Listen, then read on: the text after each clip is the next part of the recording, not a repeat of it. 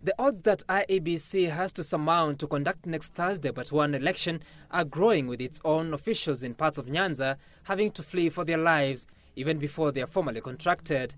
A training session for presiding officers and their deputies in Bondo constituency, Siaya County, would not be after rowdy youth disrupted the session at Sironyo Academy, forcing the constituency's returning officer to call off the training. Similar sessions were called off in parts of Kisumu, Migori and Vihiga counties after trainees failed to turn up, and in some instances, rowdy locals disrupted the officials.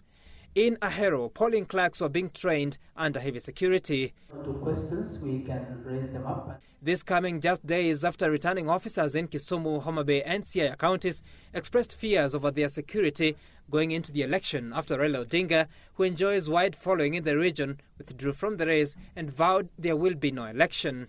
I have heard the concerns that they have raised. I will take back those concerns, the security concerns, to the Commission, so that as a Commission we can look and see which is the best way of ensuring that we protect the integrity of the election, but also our staff. IEBC Vice Chair Cornie Maina is saying that the Commission is reviewing cases of boycott by the poll officials while calling on the government to enhance security to support the training. The situation exposing an already strained electoral environment. Section 73 of the Elections Act allows IEBC to postpone an election in select areas if there is fear of insecurity on the polling day. The Act, however, allows the Commission to declare an election even without areas affected by the postponement participating if they are convinced that such participation would not alter the national outcome. At least 4 court cases stand in the way of IEBC an election. The latest one filed by former Kilome MP Harun Mau, who wants the October 26th election called off on grounds that Wafula Chebukati's team should have called for fresh nominations to pick contestants instead of gazetting 7 of those who vied in the August poll. Another case by activist Okiya Mtata seeks to vacate the election and allow for installation of a caretaker government, citing volatile environment for a free and fair election. Another case is set for hearing at the Court of Appeal on Thursday, seeking to have the additional 5 candidates barred from contesting.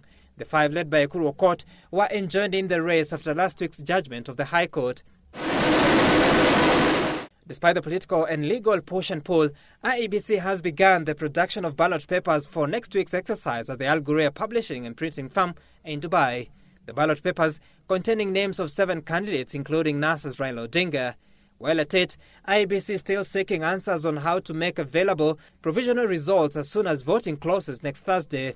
This follows concession that the KIEMS devices and the results transmission system cannot relay text results for all the candidates given their late reinstatement into the race. Sam Kituku for The Big Question.